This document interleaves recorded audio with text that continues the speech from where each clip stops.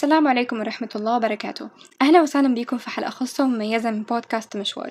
حلقتنا النهاردة مختلفة لأنها بتلمس حاجة جوانا كلنا، مش مجرد فكرة لكن سؤال أو حتى دوامة بنلف فيها كل يوم. أنا مين؟ وهل فعلا إحنا عارفين نفسنا ولا بنعيش على صورة اتفرضت علينا؟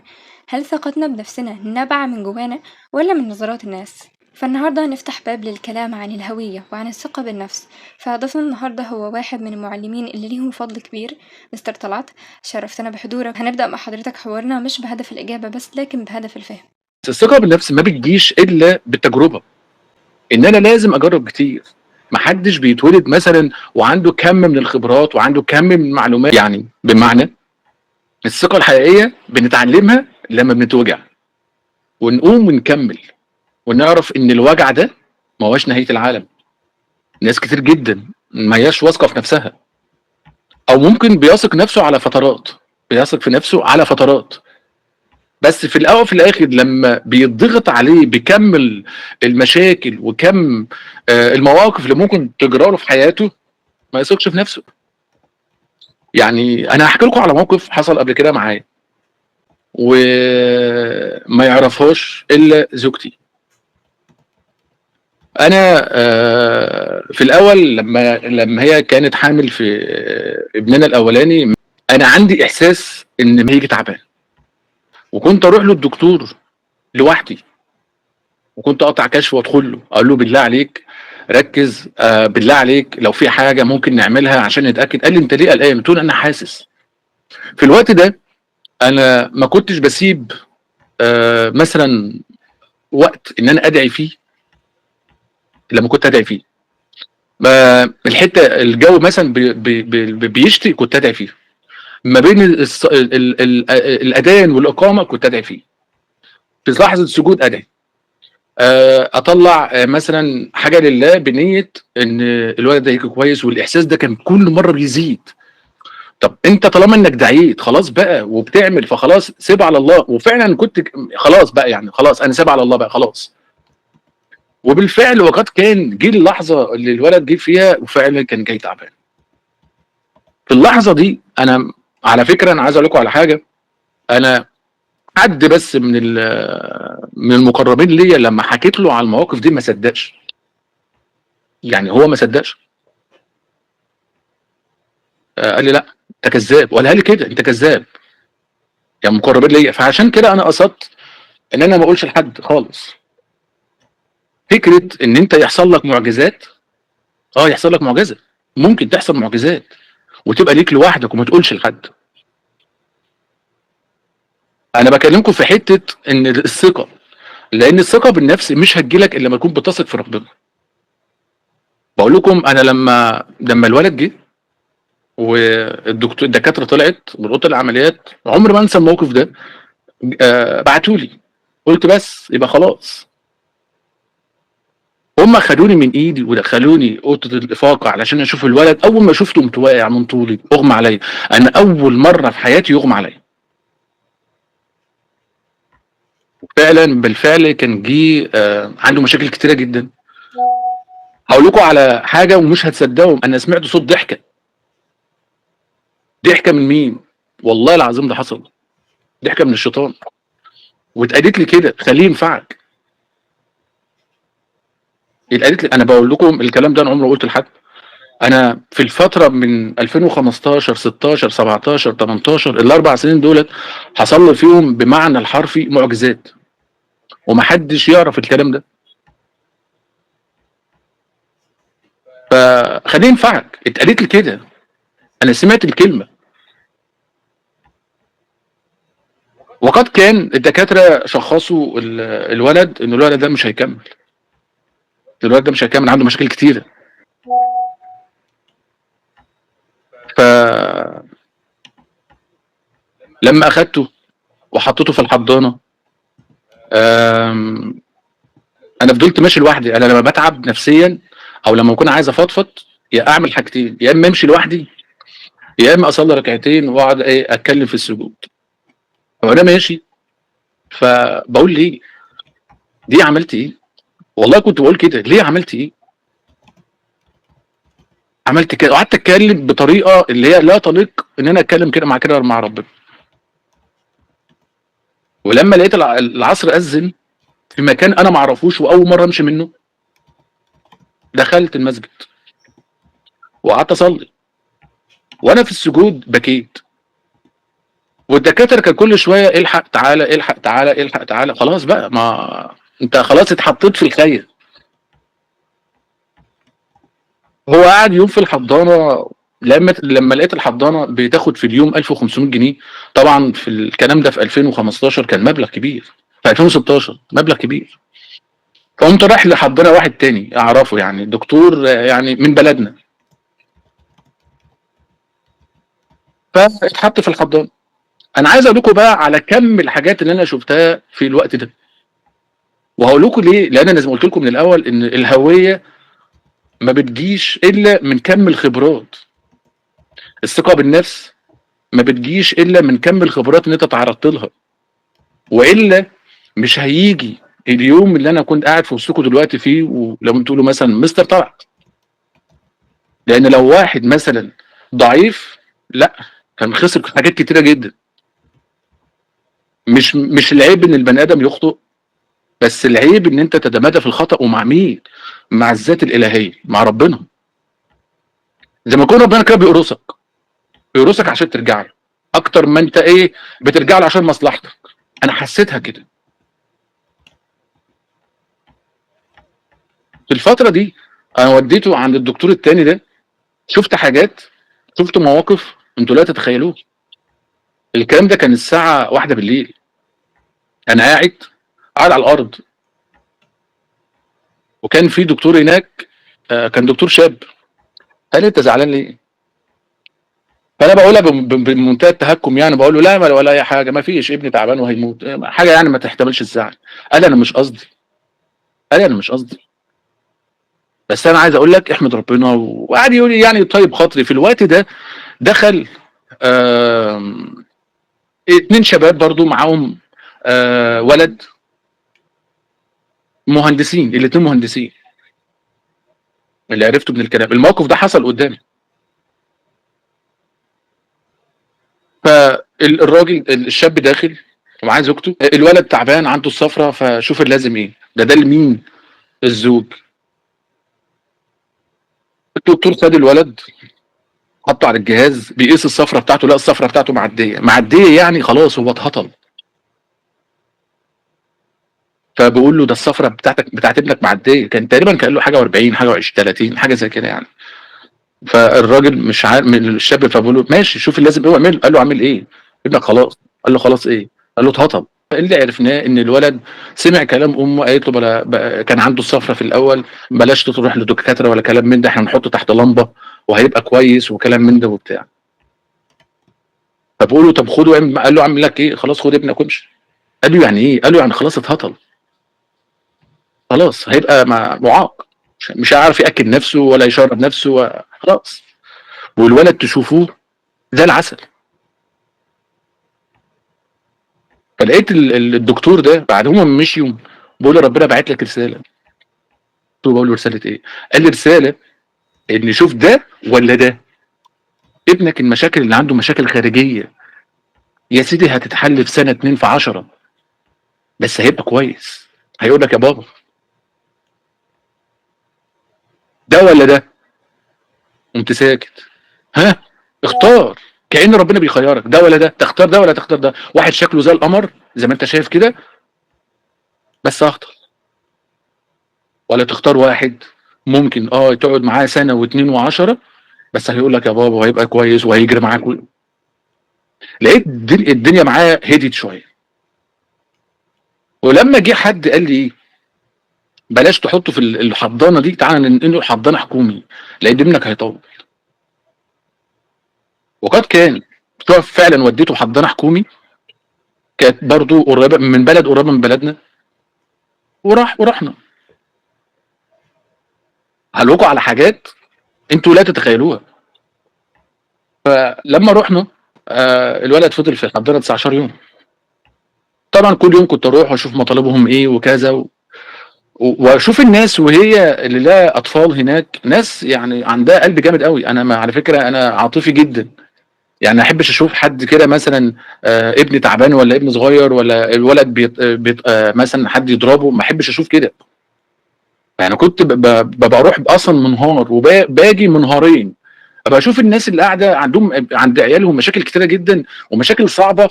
يعني لما يكون واحد عنده سرطان في الدم وتلاقي ابوه قاعد بيشرب سجاير وبيضحك وبيهزر وكلام من ده. في يوم كان اليوم الرابع، كانوا الحضانه كانوا قافلينها عشان ما حدش يدخل ويلوث المكان. فالمهم يعني كنت اروح هناك فلاقي الممرضه تقول لي احنا عايزين النهارده كذا، عايزين النهارده حقن، عايزين النهارده بامبرز، عايزين النهارده كذا. فكنت اجيب الحاجه. فالمهم رحت لقيت الباب مفتوح شويه، انا نفسي اشوف الولد. فلما دخلت لقيت الدكتور شكله حلو قوي، شعره شبه الممثلين وطويل، لابس بلطو ابيض، شكله عسل، شكله حلو. فبقول له لو سمحت يا دكتور، هو حاله الطفل عامله ايه دلوقتي النهارده؟ فقال لي اللي هناك ده كنت لسه في الوقت ده اول مره اشوفه. بقول له والله يا دكتور ما عارف، انا اصلا ما لحقتش اشوفه. قال لي اه. فقول لي مالك زعلان ليه؟ قلت له ما فيش، اصل ما فيش دكتور قال لي فيه كلمه يعني ان هو هيكمل وزعلان. قام واخدني من ايدي قال لي ده تعالى بقى، واخدني شباك كبير كده، قال لي شوف الولد اللي هناك ده. قلت له قال لي هيبقى كذا. الولد اللي هناك ده مسك لي كل سرير وكل طفل وقال لي نظامه ايه، لدرجه ان في ولد نازل من بطن امه ساجد. هو ساجد، ساجد حتى في الحضانه حاطينه على وضع السجود ساجد، كان واحد بيصلي. قال لي ده هو هيموت. ولا يا دكتور عمار بعيد الله. قال لي ما انا عارف، بس هو نازل بحاجه مش موجوده في المخ. قلت له يعني مثلا هيكون معاق؟ قال لي طب يا ريت حاجه مسؤول عن الحياه اصلا، مش هيعيش. وبعد ما خلص قال لي ابنك احسن واحد فيهم، بس انت محتاج انك يكون نفسك طويل شويه، محتاج انك تمشي على طريق طويل وتكون هتوصل ان شاء الله وربنا يكرمك في الاخر. والموضوع عدى، الدكتور مشي، الدكتور عجبني. تاني يوم فبقول للممرضه امال الدكتور بتاع امبارح فين؟ قالت لي دكتور مين؟ دكتور عمر. قلت لها ما اعرفش، بس هو كان دكتور طويل وشعر ابيض كده. قالت ما فيش دكتور هنا طويل ولا شعر ابيض. قلت لها خلاص ماشي ماشي. فانا قعدت بره المنتظر، فلقيتهم بعتوا لي. ف... فلقيتهم دخلت على المدير بتاع الحضانه ده، الدكتور اسمه دكتور عمر، حاجه تانية خالص بقى، واحد مختلف، دكتور كبير وشعر، دكتور كبير يعني في السن. فبقول لي كده، بقول له يا باشا انت بتقول امبارح، بقول لي هل بنفس اللفظ كده، بقول له يا باشا انت قلت امبارح انت بتقول ان انت قابلت امبارح دكتور هنا اسمه الدكتور طويل وشعر ابيض. فبقول له اه. قال لي مين؟ قلت له ما اعرفش. قال لي ما فيش دكتور بيدخل هنا الا انا، الا والدكاتره الصغيره دي حد منهم كان موجود؟ قلت له لا. قلت له خلاص يا دكتور مش مشكله، يعني انا يعني مش مشكله. قال لي لا ما فيش حاجه اسمها مش مشكله، انت لازم تقول لي مين. اصل مش اي حد يدخل هنا ممكن يخطف له عيل ويمشي ولا يموت عيل. قول لي مين. قلت له والله يا دكتور ده اللي حصل، دكتور كان واقف هنا في الصاله هنا وكذا كذا كذا كذا كذا. قال لي يا باشا ما فيش دكتور بيدخل هنا. ما حد، انت عمرك شفت حد اصلا من الاولياء الامور من الابهات والامهات بيدخل هنا؟ قلت له لا. قال لي طب انت ازاي دخلت؟ قلت له لقيت الباب مفتوح شويه فلقيت الدكتور ده بيندهلي. قال لي يا باشا انت بتقول ايه بس؟ انت هتوترنا، انت هتوترنا كلنا. مسك الممرضات وقعد يوزع فيهم. انا طلعت وقعدت افكر كده، والراجل بيأكد مره واثنين وعشر ان وفعلا باب الحضانه معمول من حديد، من حديد عشان مش حد يدخل. قال لي ده اللي بيدخل من باب الحديد لازم يتعاقب. انت بتقول ايه؟ انت دخلت ازاي اصلا؟ انا قعدت بره. طب ده ايه دي؟ ده ايه؟ دي اكيد حاجه ربنا بعتها لك بيطمنك، مش دروشه، دي حقيقه. لان اللي لو شفتوا الموقف والدكتور اللي بيأكد مرار وتكرار لدرجه ان هو كان بيقول انا هفرغ الكاميرات وهشوف، بيقول لي كده هفرغ الكاميرات وهشوف مين ده. والدكتور ده تاني يوم بعت لي، الدكتور اللي هو بتاع المدير الحضانه ده بعت لي وقال لي كده، قال لي انت فيك شيء لله، من غير ما يقول اي مقدمات. ومن يوميها كنت بتابع معاه. من يوميها حسيت ان ربنا بيقول لي انت مش لوحدك، انا معاك. انا ابتليتك بس علشان اشوفك، وفي نفس الوقت بقربك مني، مش عايزك تبعد عني. لو اي حاجه حصلت في الدنيا ما يهمنيش حاجه على فكره، اي حاجه، يعني خوف مثلا من بكره ابدا. من بعد المواقف اللي حصلت ده لسه في مواقف تانية، بس عشان بس اقصر يعني انجز في الكلام. هي ثقتك في نفسك ما بتجيش الا من ده، من ثقتك في ربنا. طول ما انت واثق، اصل ربنا ده عامل زي ما يكون ايه، حميك. ده اللي خلقنا، انت ماشي في حمايته، فما تشيلش هم حاجه. بس يا مستر، الثقه في النفس، انا مش قصدي بالثقه دي، ما هي الثقه في النفس مش واحده. الثقه في النفس ما هياش واحده. الثقه في النفس ممكن ثقتك في نفسك قدام باباك مختلفه عن ثقتك في نفسك قدام مامتك، مختلفه عن ثقتك في نفسك قدام زوجك، مختلفه عن ثقتك في نفسك قدام مدرسك، مختلفه عن ثقتك في نفسك قدام مستوى حد من صحباتك. مستوى، مش هقول واحده صاحبتك مثلا كشخصيتك، ده مستواها بس، انك بتقارني نفسك مثلا بمستواها. الثقه في النفس بتختلف حتى في الماديات. الثقه في النفس دي مش حاجه واحده، وعشان كده انا قلت في الاول ان هي بتيجي من كم الخبرات اللي انت بتتعرض لها. اما لو البني ادم ما بيتعرضش للخبرات مش هيثق في نفسه. طب انا واحده مثلا، هل يا ترى لازم انزل الشارع واتعامل مع الناس و عشان اقدر اكسب ثقه في نفسي؟ اقول لك لا، مش لازم. امال البيت له دور، الدين له دور، الدين له دور، البيت له دور، الاهل ليهم دور، عشان تبقي مؤهله انك تمشي في وسط الناس وتقدري تتعاملي معاهم. طيب مستر لو سمحت، هل الثقة بالنفس بتتولد معانا ولا بنكتسبها؟ بنكتسبها. ما انا لسه قايل من شويه، احنا بنكتسبها، ما بتتولدش. ما حدش بيتولد واثق من نفسه كده. كلنا بنتولد بيور، حاجه كده يعني، صفحه بيضاء. والصفحه البيضاء دي البيئه اللي حوالينا والعالم اللي حوالينا هو اللي بيملاها. يعني مثلا، لا يعني كان بيقول لك في تجربه ايه، يعني مش تجربه، يعني مثال كده يعني. واحد مصري، ولد مصري اتولد، خدناه كده وهو لسه عنده يوم، خدناه وحطيناه في الغابه. في الغابه هيتكلم؟ مش هيتكلم. ليه؟ لان انت حطيته في بيئه ما قدرتش تعمل له حاجه. طب حطيته مثلا، خدته هو نفس الولد ده وحطيته مثلا في امريكا، يعيش في وسط الناس هناك، لما يجي يكبر هيتكلم باللغه بتاعتهم. ده اللي يدل ان هو ايه، مش لازم ان الولد عشان جاي من اب وام مصريين عرب فبيتكلم عربي. محدش بيتولد عربي لوحده، محدش بيكون واثق في نفسه وهو مع الولاده كده، لا. الفطره، احنا كلنا بنتولد على الفطره. طيب يا مستر، ازاي نفرق بين الشخصية الحقيقية وبين المجتمع فرضه علينا؟ الشخصيه الحقيقيه، لو انت بتتكلم عن نفسك انت، الشخصيه الحقيقيه وبين المجتمع اللي بيفرضه علينا، لما مثلا لما الواحد يعمل حاجه وتحس انك مخنوق، تحس انك مخنوق وانت اصلا بتضحك، مش فاهم. يعني مثلا ايه، موقف كده مثلا، انت بتضحكي بس انت من جواك زعلانه. انت بتضحكي مع مين؟ مع شخص اصلا انت متضايقه منه. فهو دي شخصيتك الحقيقيه بقى، اللي انت بتبين من جواكي. طب واحد مثلا، مثلا يعني البنات مثلا بتلبس لبس معين وتقول ان الناس عايزه كده، سواء لبس مع او ضد، مع ايه، مع الدين او ضد الدين، الناس عايزه كده. اعرفي في الوقت ده ان المجتمع هو اللي بيرسم الشخصيه بتاعتك، مش اللي انت عايزاه. ان هو مثلا يعني بيعمل حاجات كده فهو مفيش حد بيشجعه. مفيش حد بيشجعه. اهم حاجه لازم الحاجه تكون نابعه من جواكي، لان لو انا هي التشجيع ده هو ده الثقه. بس لما يكون حد بيعمل حاجه نابعه من جواه، ده في حد ذاته اصلا هو اساس الثقه.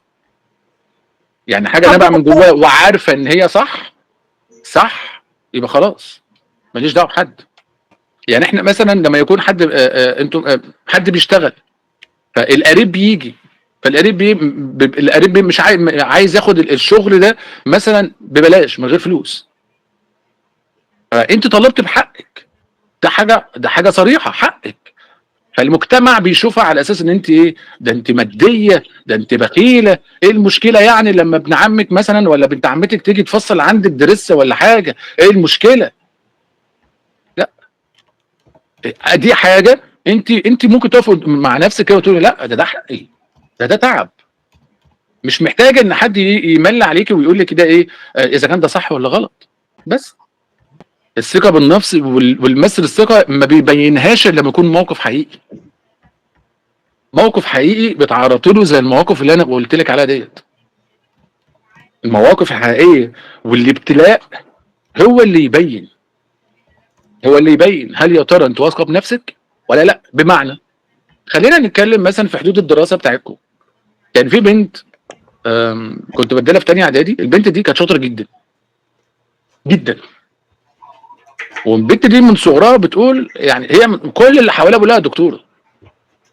دخلت الامتحان، كان الترم الثاني ولا الترم الاولاني مش فاكر، بس جابت درجه وحشه، وحشه قوي. طب هل يا ترى الامتحان كان صعب؟ لا. جه باباها او هي، واحنا كنا قاعدين، باباها كان مستشار وهي كانت قاعده وانا كنت قاعد، فبيقول ايه، انا واثق في مستواها. وهي ذات نفسها قامت قايله ايه، انا واثقه ان الامتحان ان انا حلاه صح، انا واثقه حتى لو الامتحان غلط وجبت درجه وحشه انا واثقه في نفسي. وما كانتش بتقول الكلام ده مثلا عشان قدام باباها ولا كلام مثلا تطبيل كده، لا، كانت بتقول الكلام منابع من جواها. انا الاهم حاجه، هي اللي كانت بتقول كده، انا اهم حاجه عندي المستوى، مش الامتحان. مش الامتحان اللي هيحدد ثقتي في نفسي. انا ممكن امتحن مره واثنين وعشرين. يعني مش انت يا مستر كنت بتحكوا عن تجارب العلماء اللي كان بيفشل فاهم من اول 100 مره او اول 60 مره، ويجي في المره مثلا الكام 70 او الكام او ال100 مثلا، زي اديسون مثلا، وكان بينجح فيها. طب ليه المجتمع عندنا بيفرض علينا ان انت النجاح من عندك من اول مره؟ لو ما نجحتش من اول مره ما تبقاش ناجحه. فهو انك تكون واثق بنفسك او انك بتتظاهر بكده، لا، لازم يكون حاجه نابعه من جواك، واللي بينها مش بيبينها الا المواقف الحقيقيه اللي انت بتتعرض لها في حياتك، هي دي اللي بتبين هل يا ترى انت واثقه في نفسك، واثقه في ربنا. زي مثلا لما جه الشيطان لواحد عابد يعني ليل ونهار قاعد بيعبد في ربنا 40 سنه، ما عصاش ربنا مره.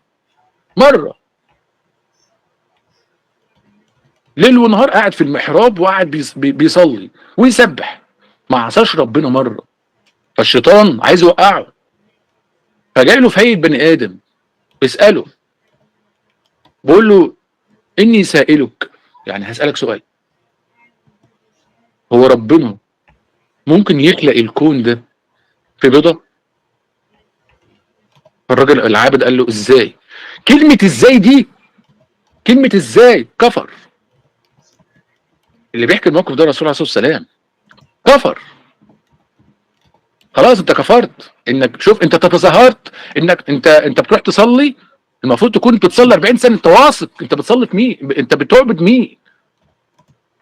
انت بتعبد اللي بيقول للشيء كن فيكون، كن فيكون. خلاص، انك تقول ازاي ده كفر، ازاي؟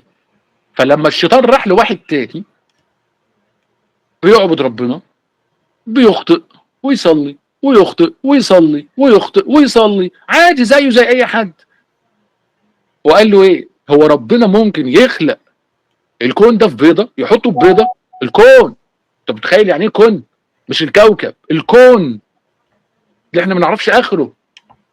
فالراجل قام قال له بلى ان شاء، ايوه، ده لو اراد، لو ربنا عايز هيعملها. فهي الثقه بالنفس ما بتبينهاش الا المواقف الحقيقيه.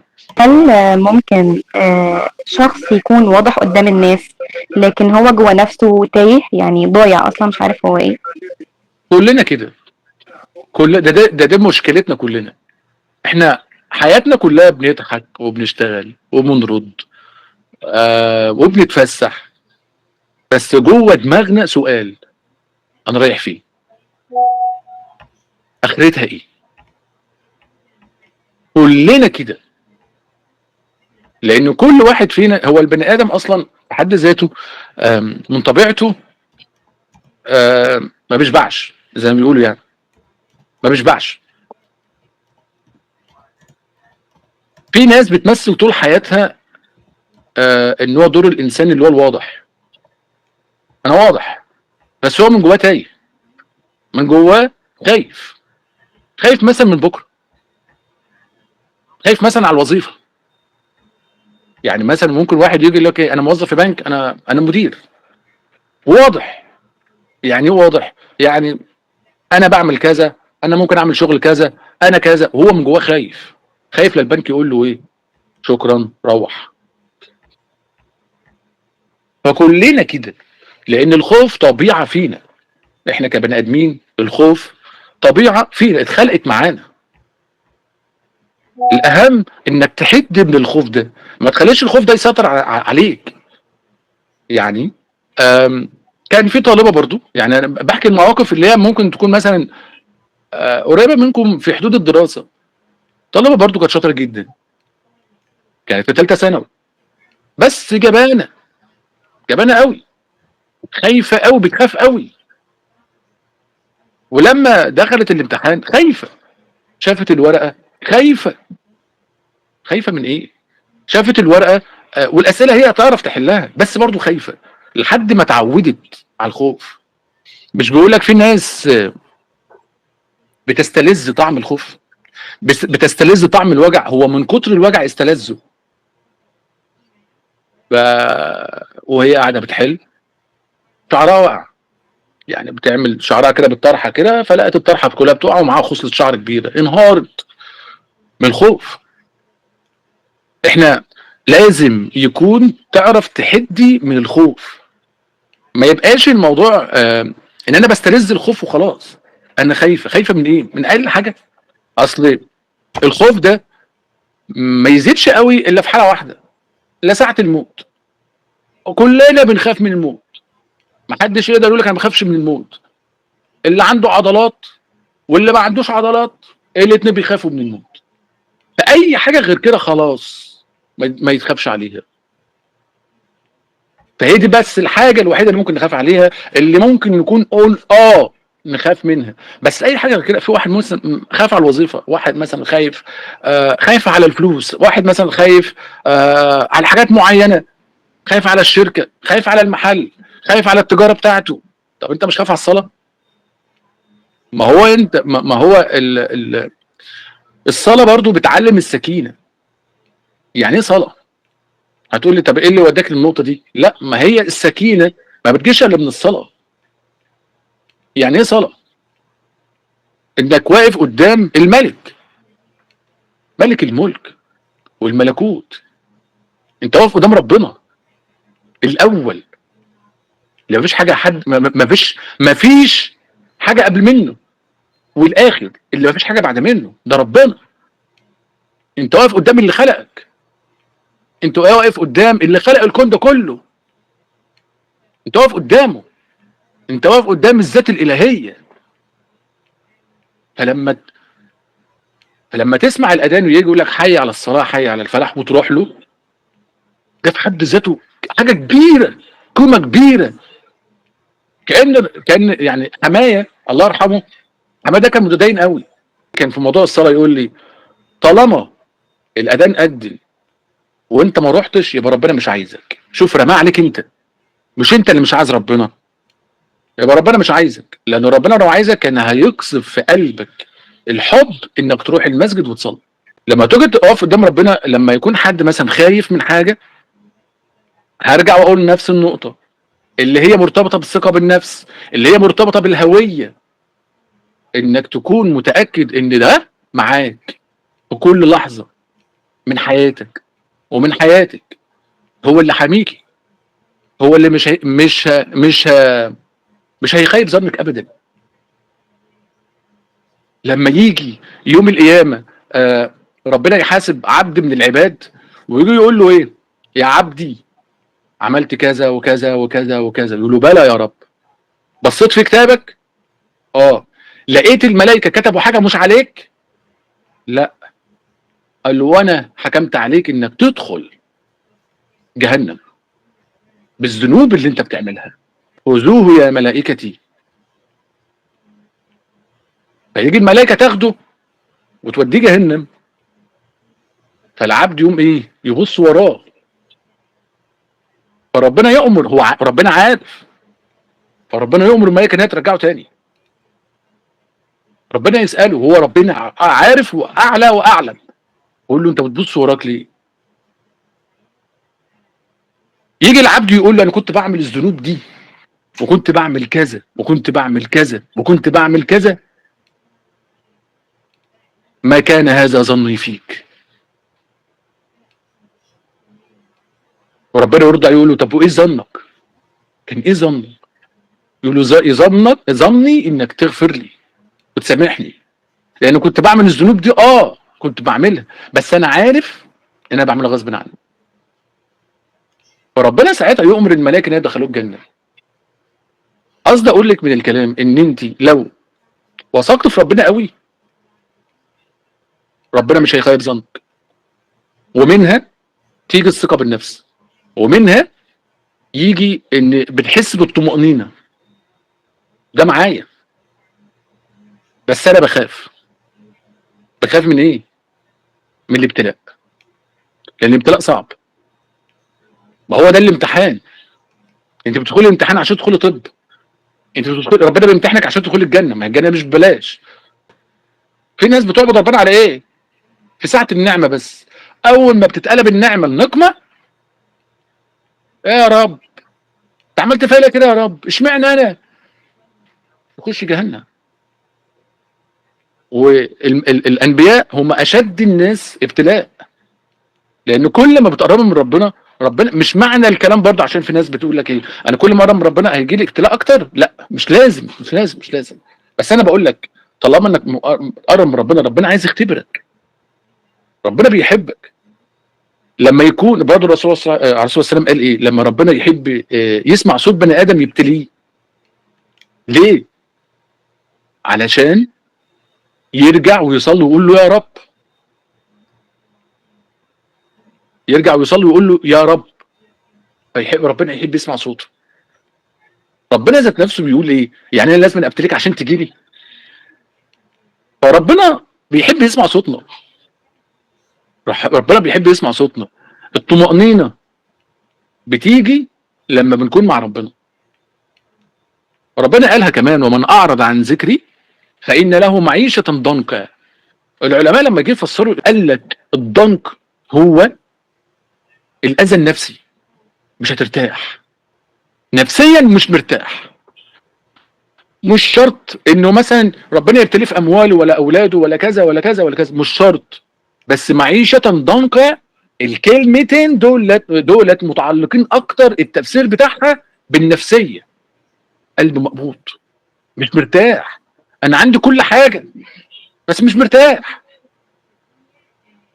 فهي الطمأنينة وعدم الخوف في الاساس هو الخوف موجود، بس ما يحد من الخوف انك تكون عايشه في معيه ربنا، عايشه في المعيه بتاعته. المعيه انه في امان في الظل بتاعه. انا معايا ربنا احسن من اي حد في الدنيا، خلاص. فانت بتبقى مطمنه. طب هل التربية ليها دور كبير في بناء الهوية بتاعة الشخص من هو طفل يعني؟ اكيد اكيد اكيد اكيد. التربيه ديت عامله زي يعني الاسره هي اللي بتشكل الطفل، بعمل زي العجينه، هي اللي بتشكل العجينه دي. التربيه، الاسره ليها دور في التربيه وفي اللبس وفي كل حاجه، في كل حاجه. من لبس البنت يدل على شخصيتها، يعني من لبس البنت بيدل على شخصيتها، بيدل على تدينها، بيدل على البيئه اللي هي فيها. يعني بمعنى لو اب مثلا كويس واعي شايف اهل بيته صح راعي صح، ما يطلعش بنته كده. فلو لو البنت طلعت باللبس ده يبقى البيت ده مش تمام، ابعد على طول. قاعده عندنا هنا في الارياف، في قاعده: الاب موجود ولا ميت؟ موجود. مسافر ولا في الشغل؟ موجود. طلع البنت كده يبقى خلاص ابعد ابعد. بس البنت طيبه، ابعد. البنت ابعد. عندنا كده البيت هو ده دوره. احنا ابويا لما كان يقعد معانا، احنا كنا بناكل مثلا: خلي بالكم يا اولاد ما اعرفش كذا، وفي موقف حصل كذا، ما حدش يمضيكوا على ورقه، ما حدش ما اعرفش كذا. البيت هو اللي بيهيئ. احنا كان عندنا موقف ما اعرفش كذا. البيت له دور كبير جدا. يعني ابويا، اكيد حد عندكم في البيت يقعد يقول لك الاجيال الجديده بصراحه يعني الله يكون في عونها. ليه؟ لان زمان كانت الدنيا فاضيه، كانت الدنيا هاديه، مش زي دلوقتي. الدنيا دوشه، اليوم بيعدي بسرعه. احنا بنقوم من النوم الظهر يا دوبك، انا بقعد بس شويه كده الاقي الظهر اذن، بعد خلاص هنتغدى. انا قعدت بعد الغدا بس ببص في الساعه العصر اذن.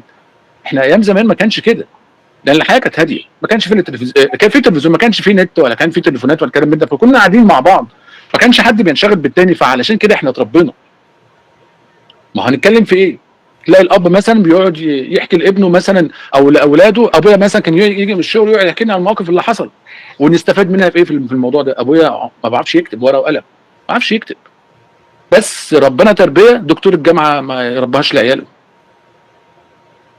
فمنها بقى تثق في نفسك، مش ثقه انا ابن فلان الفلان، لا، تعرف تتعامل مع المواقف، تعرف تتعامل مع المواقف. فالبيت مهم جدا. كان في آية في سورة الإسراء بتقول: وقضى ربك ألا تعبدوا إلا إياه وبالوالدين إحسانا. فهي كانت حاولت أربطها بالكلام اللي قلته بخصوص الوالدين وكده يعني. هقول لكم على موقف برضو حصل في حته الوالدين ديت، لان الوالدين دولت بصوا عايزين الدنيا تبقى حلوه معاكم، والله العظيم، وده سر، والله العظيم سر. عايزين الدنيا تبقى كويس، تلاقوا الدنيا تحت رجليكم، ارضوا يعني، خلي ابهاتكم الاب والام راضيين عنكم، والله العظيم ده سر. هتقول لي ما احنا عارفين، اعملي بيه، اعملي بيه. ما تنيميش مامتك وانت عارف ان هي زعلانه منك. والله العظيم، والله العظيم، والله العظيم 3 مرات هتلاقي المعلومه بقت سهله جدا عليك. هتلاقي ان في هدوء جواكي، نفسيتك هاديه، هتلاقي في رضا، وهتلاقي في بركه. الكلام مش كلام انشا، لان انا عملت بيه قبل وبعد، قبل وبعد. انا يومي ما بيتختمش صح لما اشرب كوبايه القهوه مع باول، الحمد لله. نقعد نهزر، نقعد نضحك. قبلها بقى لازم تبرهم، شوف محتاجين ايه. انا اعرف واحد غني جدا، مع العلم انه قبلها كان فقير جدا، وهو اللي قال لي الحته دي. الراجل ده غني جدا، عنده اكبر شركه مقاولات فيك يا جمهوريه، انت مش متعلم. والله العظيم ده حصل. انت ايه يعني؟ هل يا ترى الاداره والشركات دلوقتي ماسك شركات خليجيه؟ قال لي لو قلت لك يا طلعت هتضحك عليا. قلت له هضحك عليك ليه؟ او مش هتصدقني. قلت له ما تقول يا عم بس. قال لي انك تبر ابوك وامك. قلت له طب احكي لي بقى عملت ايه؟ قال لي يا طلعت انا كنت في الاول كنت شغال في النقاشه، كنت عادي جدا زي اي واحد بينزل باليومين، بس انا بحب ابويا وامي قوي. مش عايز اقول لك ان انا ممكن بالمرتب بتاعي ده ممكن اجيب بيه لحمه لابويا وامي، ممكن اجيب لهم كباب وكفته، ولازما اعدي عليهم كل يوم. انا بخلص 12 بالليل، 12 ونص اكون عند امي وابويا، 1 الا ربع لازما ياكلوا. ممكن امشي من عندهم من عند الفجر، من على الفجر. قلت له طب وزوجتك وعيالك؟ قال لي في الجزمه. قلت له مش بالطريقه دي. قال لي مش معنى الكلام ان هم في الجزمه، في الجزمه يعني اهم حاجه ابوهم. زوجتي كانت بتتكلم كتير وكانت بتتضايق، بس انا بقول لها ابوهم. مره في مره مسكت شغلانه لوحدي، اخد شقه لوحدي، ناس عجبها الشغل، بقيت بجيب ناس صنايعيه، الموضوع كبر معايا، بقيت ريس، عملت مكتب، المكتب بقى شركه، مسكت فيلل اظبطها واخلصها وافنشها، اعمل عمارات، رحت للخليج، دلوقتي بروح الكويت دلوقتي وبعمل حاجات كتيره جدا هناك بسبب الحته دي. قال له والله هو ده السر. كان عندنا حد هنا في البلد، ابو واحد زميلي، الراجل ده لما مات صغير، يعني ممكن نقول مثلا في الاربعينات. هقول لكم على الموقف ده انتوا مش هتصدقوا برضه. انا مش بتعمد ان انا احكي مواقف غريبه، لان المواقف دي حصلت فعليا. انا احنا عندنا مواقف كتيره جدا يعني بتحصل هنا في الارياف وفي البلد والكلام ده. فالراجل ده لما جه يدفنوه فلقوا تعبان كبير جوه القبر. فالشيخ اللي كان بيدفنه قال يا جماعه هو الراجل ده كان بيعمل ايه؟ كانش بيصلي؟ قال لك لا كان بيصلي، ده المسجد كان جنب بيته على طول، مسجد ال40 جنب بيته على طول. امال ايه؟ قال يا عم الشيخ ده امه لسه عايشه، كان بيحطها في اوضه، والاوضه دي فيها لمبه واحده مفيش فيها حمام، وكان يسيبها كده، وكان يدخل لها الاكل ايه كل 8 ساعات كل 10 ساعات، ويقفل عليها النور ليل ونهار. قالوا امه عايشه؟ قالوا امه عايشه. طب اقفلوا التربه دي، افتح اللي جنبيها. فلما جه يفتحوا اللي جنبيها لقوا نفس التعبان. فالراجل لما قال له ايه؟ قال له بقول لك ايه، الراجل والله العظيم ده حصل، الشيخ بقول لك ايه، احنا هنسيب الامانه ومع نفسك انت، ارجع انت. والله قال له كده، احنا هنسيب الامانه وانت حر فيها. فعلا خدهم، خبطهم، قفلهم، مشوا. روحوا لامه قالوا لها ده حصل كذا وكذا وكذا، كان ابو والد زميلي، لان في وقت من الاوقات الواد ده كان صاحبي. فقالت له تسامحيه؟ قالت مش مسامحاه لحد ما ماتت. الاب والام دول مفتاح الحياه، ومش كلام وخلاص، ده كلام حقيقي. اعملوا بيه هتلاقوا ان الدنيا بالنسبه لكم في الفتره ديت. طبيعي ان احنا كلنا الفتره اللي احنا عايشينها ديت فتره الثانويه العامه، احنا عايزين نحس بنفسنا. انا عايز احس بنفسي، انا كبرت خلاص من الصغيره، انا بقيت حره نفسي. لا، انت مش حره نفسك.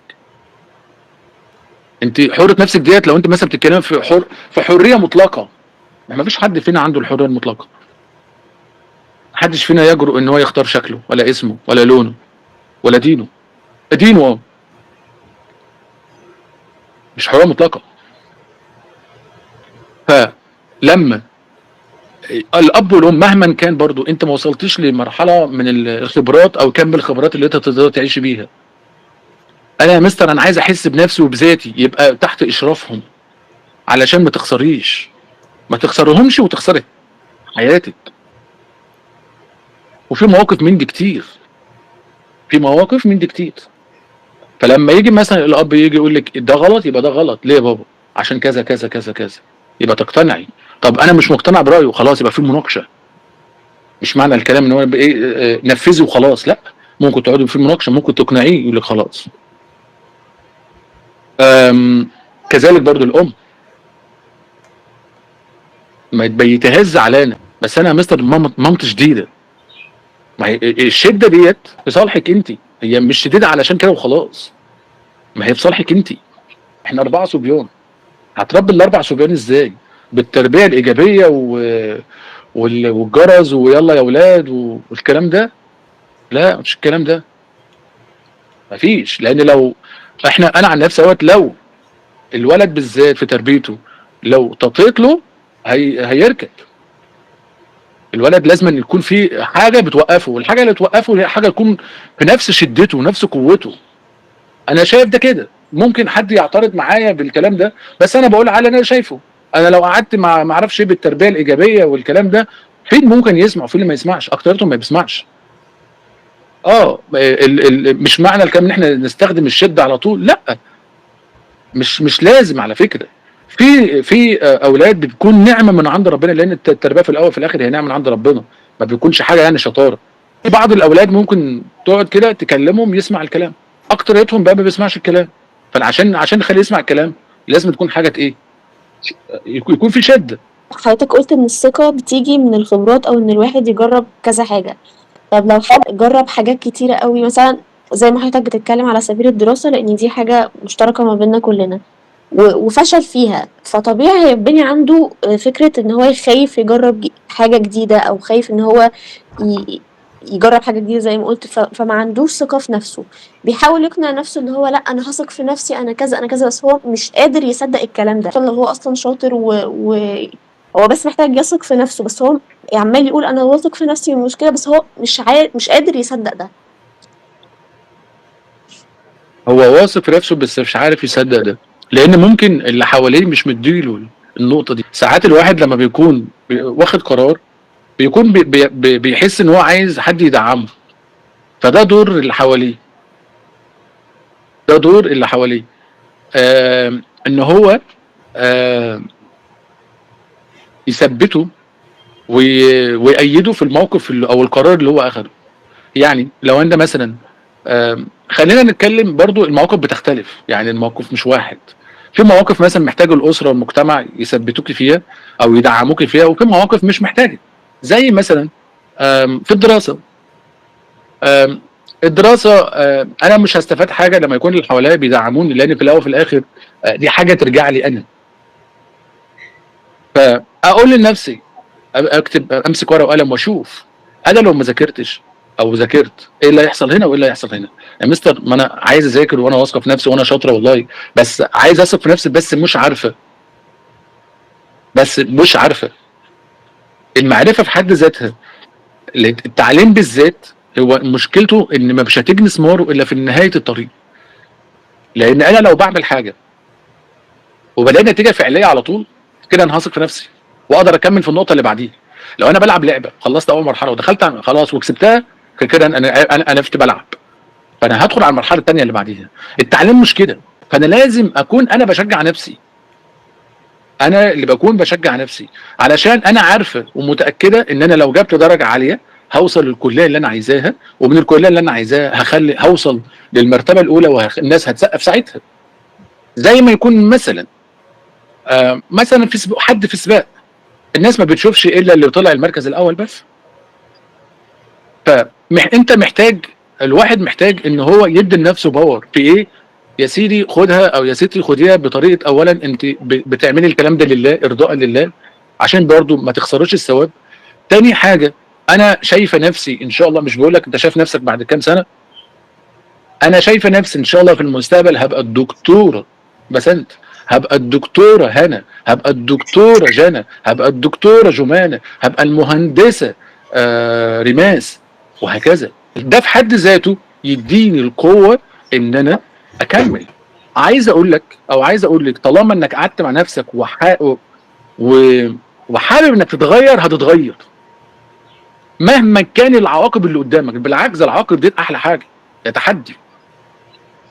الثانويه العامه بعبع، النظام اتغير بالنظام، مش من نظام التعليم، نظام التفكير لازم يتغير، لان اللي حصل السنه دي مهزله. طبعا لسه هنتكلم بعدين في الحته دي، بس اهم حاجه في نقطه ان انا لما اكون اثق في نفسي، في نقطه ان انا ما اتظاهرش، لا، ان انا اتظاهر مثلا ان انا بثق في نفسي بس من جوايا انا ما بثقش في نفسي، لا، دي حياتي انا، ما حدش يقدر يعدل عليا. انا عن نفسي ما بحبش ادخل في حاجه واخسر فيها، ولو خسرت بكون اخسر واكون بتعلم كمان من الخساره دي.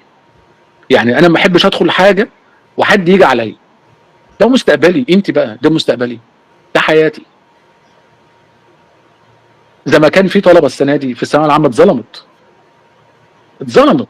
ظلم بين بحاجات كتيره جدا، ودي عمرها ما حصلت. يعني السنه دي كانت افجر سنه في الثانويه العامه السنه دي.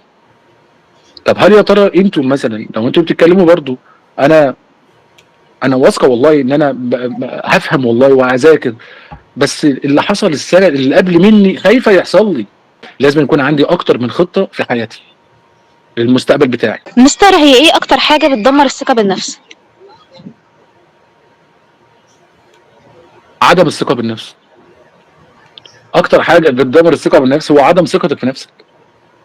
اصل انا مش في قاعده في الفلسفه يقول لك ايه؟ انا افكر فانا موجود. في قاعده في علم النفس او في الفلسفه، انا افكر انا موجود. اكتر حاجه بتدمر البني ادم فعدم ثقته في نفسه، هو في الثقه بالنفس هي عدم ثقتك في نفسك. ان انا اطور من نفسي، ان انا اشوف مثلا حد كويس واحاول ان انا اوصل له اقلده. ايه المشكله؟ مش عيب، منافسه شريفه.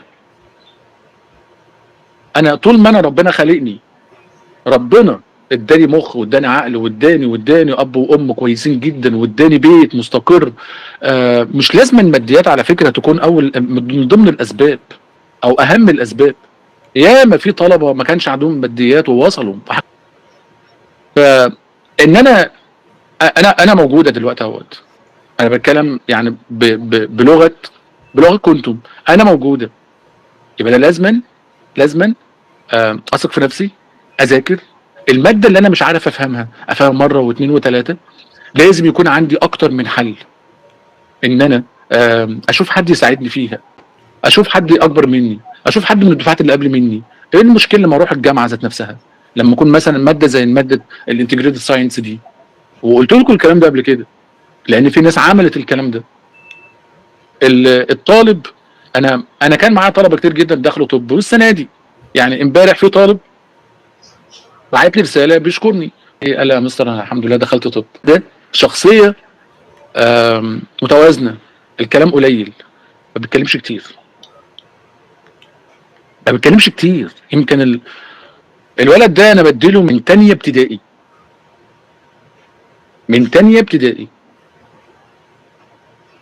فهو طبيعته كلامه قليل.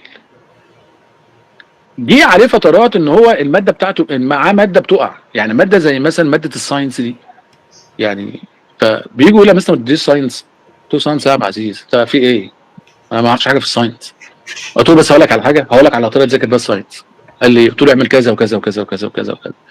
الكلام ده كان قبل الامتحان ب 20 يوم في ثالثه اعدادي. جاب الدرجه النهائيه فيها. هو في مدرسه ما فيش فيها غش، في مدرسه خاصه ما فيش فيها غش، المدرسه دي تقيله ما فيش فيها غش. في طلبه تانية برضو، يعني الطالب اللي هو بيوصل انا بتكلم عن الطلبه الشاطره مش الطلبه اللي كانت بتغش. الطلبه الشاطره، الطالب الشاطر بيكون دايما كلامه قليل، ما بيقعدش يفرك في الحاجه، ما بيقعدش يفرك انا بص انا هعمل كذا وهعمل كذا ما بيتكلمش كتير. انا برضو عامه لما في حياتي برضو لما باجي اعمل حاجه ما بتكلمش، ما بقولش لحد اصلا انا هعمل كذا خالص. يعني انا اقول لحد ده يعمل لي ايه؟ يعني هيشجعني؟ هينقضني اكتر ما انه مثلا متوقع منه يشجعني. ويشجعني ليه؟ انا مش عايز حد يشجعني، انا عايز حد مش عايز اصلا اسمع حاجه من حد. اصل في الاول وفي الاخر الحاجه دي ليا انا. فانك تقعدي مع نفسك، الحاجه الصعبه ثقي دايما ان هتكون لها حل. ثقي دايما ان هيكون لها حل. ما فيش حاجه ملهاش حل. ما فيش حاجه ملهاش حل. انا قلت لكم قبل كده، انا يعني مع العلم انا كنت ان انا مدرس رياضه، بس الحياه اللي حوالينا ما تعرفش تخليك تعرف تشتغل عقلك. يعني ابويا كان يقعد معانا ويقعد يقول لي تجارب وكلام من ده. دخلت انا الجيش في مواقف كده ما اعرفش اتصرف فيها، في مواقف كتير جدا ما اعرفش اتصرف فيها. ومواقف مع مين؟ مع ناس رتب، والغلطه بسجن. فالحمد لله كان دايما ظابط يجي يقول لي ايه؟ شغل ده. اشغله في ايه؟ اشغله ازاي؟ يقول لي شغل ده. طب ما المؤهل عليه بقى يعمل لي كده. يعني لما حاجات بسيطه اتحطيت تحت ضغط هتلاقي مخك بيطلع لك احلى اجابه واحلى شغل. في الاول استقر نفسيا، الصلاه ما تسيبيهاش، قراءه القران قبل اي مذاكره، رضا الاب والام، دي حاجات دي اساسيه في يومك. ودعواتهم خليهم دايما يدعوا لك. يجي بقى بعد كده للجزء التاني، جزء المذاكره. لازم تجزأ المذاكره، وثقوا دايما الحاجه الصعبه هتكون سهله. انتوا اهم حاجه عندكم سنه تانية وسنه تالتة، سنه تانية وسنه تالتة مهمين جدا. وبكده نكون وصلنا لنهاية رحلتنا في حلقة النهاردة. يمكن ما لقيناش إجابة واحدة، لكن عرفنا إن الطريق للهوية مش محفوظ، وإن الثقة بالنفس مش حاجة بنتولد بيها، لكنها معركة بنتعلم نكسبها خطوة بخطوة.